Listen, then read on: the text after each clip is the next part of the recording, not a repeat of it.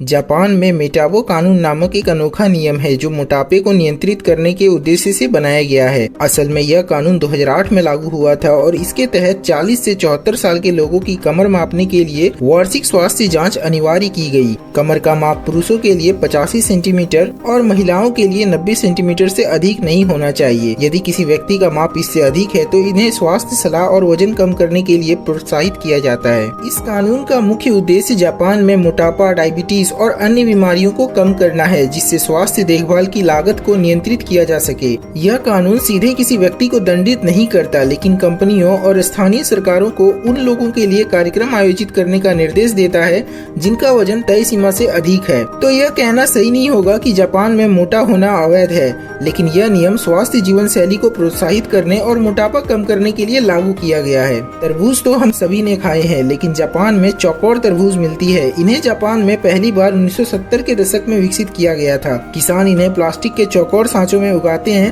ताकि वे एकदम चौकोर आकार ले सके। हालांकि इनका स्वाद गोल तरबूज जैसा ही होता है, लेकिन इनकी उच्च कीमत इन्हें लग्जरी आइटम बनाती है। जापान में यह फल कला और कृषि के अनोखे मेल का प्रतीक माने जाते हैं। बिल्लियां किसे पसंद नहीं होती, लेकिन जापान में एक पूरी आइलैंड पे ही बिल्लियों का राज है। जापान का कैट आइलैंड वास्तव में बिल्लियों के प्रति देश के अनोखे लगाव को दर्शाता है। ताशिरोजिमा और अन्य कैट आइलैंड जैसे आओसीमा ऐसे स्थान है जहां बिल्लियों ने जनसंख्या के मामले में इंसानों को भी पीछे छोड़ दिया है। इन द्वीपों पर बिल्लियां मछुआरों के साथ रहती है, जो इन्हें भाग्य और समृद्धि के प्रतीक मानते हैं। यहाँ आने वाले पर्यटक बिल्लियों को खाना खिलाने और उनके साथ समय बिताने का आनंद लेते हैं। द्वीप पर बिल्ली के आकार का कैबिन और बिल्लियों की पूजा के लिए छोटे मंदिर भी देखे जा सकते हैं। दूसरी चीजों की तरह जापान के टॉयलेट भी हाईटेक वाले होते हैं। हाईटेक टॉयलेट्स जापान की आधुनिकता और सुविधा के प्रति उनके प्रेम का सटीक उदाहरण है। इनमें मोशन सेंसर, ऑटोमेटिक फ्लशिंग और सेल्फ क्लीनिंग तकनीक जैसी विशेषताएं भी होती है। कुछ टॉयलेट्स में आवाज म्यूट करने के लिए ऑटोहीमा नामक फीचर होता है, जो शर्मिंदगी से बचाने के लिए पानी के बहने की आवाज चलाता है। इसके अलावा कुछ टॉयलेट्स में स्वास्थ्य मॉनिटरिंग तकनीक भी होती है,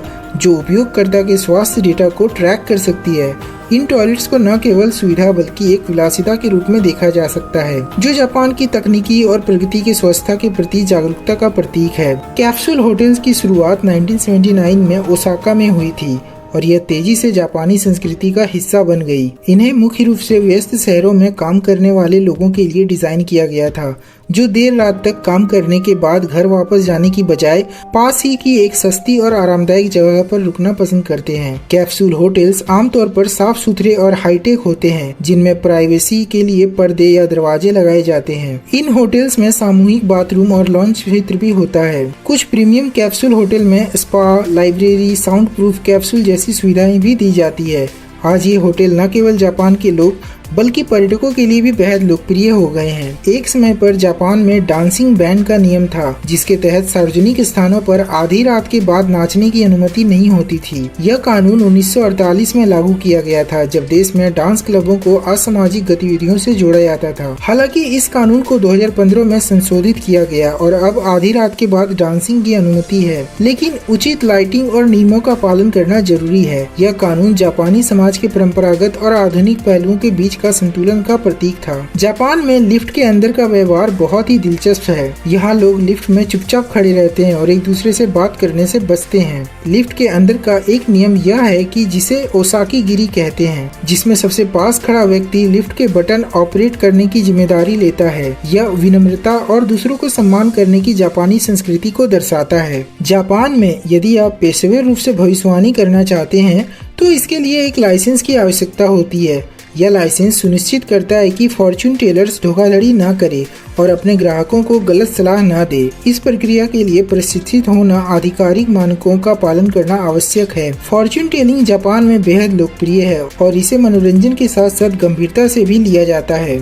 जापान में कार खरीदने से पहले पार्किंग के लिए जगह ढूंढनी पड़ती है। जापान में कार रखने के लिए एक अनूठा नियम है। आपको कार का मालिक बनने से पहले यह साबित करना होगा कि आपके पास अपनी कार रखने के लिए एक वैध पार्किंग स्थान है। इस नियम का उद्देश्य शहरों में ट्रैफिक और पार्किंग की समस्या समस्या को नियंत्रित करना होता है। इसका मतलब है कि यदि आप कार खरीदने का विचार करते हैं तो आपको पार्किंग की जगह का प्रमाण पेश करना होगा और बिना पार्किंग की जगह के कार की रजिस्ट्रेशन प्रक्रिया पूरी नहीं की जा सकती है। यह नियम जापान को ऑर्गेनाइज्ड रखने में हेल्प करता है। अगर आपने मेरी पुरानी वीडियो देखी होगी तो आपको पता होगा कि साउथ कोरिया में नंबर 4 को अनलकी माना जाता है। कुछ ऐसा ही हाल जापान का है। जापान में कुछ संख्याएं भाग्यशाली मानी जाती है जबकि कुछ को अशुभ माना जाता है। उदाहरण के लिए संख्या 7 को भाग्यशाली माना जाता है और यह कई जापानी त्योहारों और परंपराओं में प्रमुख रूप से दिखाई देती है। इसके विपरीत नंबर 4 और नंबर 9 को अशुभ माना जाता है क्योंकि इनकी उच्चारण जापानी भाषा में मौत और दुख के साथ मेल खाती है। इस कारण जापान में बहुत से लोग इन संख्याओं से बचने की कोशिश करते हैं। खास तौर पर अस्पतालों और होटल में इन नंबर से जुड़े कमरे या फ्लोर न रखने का रिवाज है।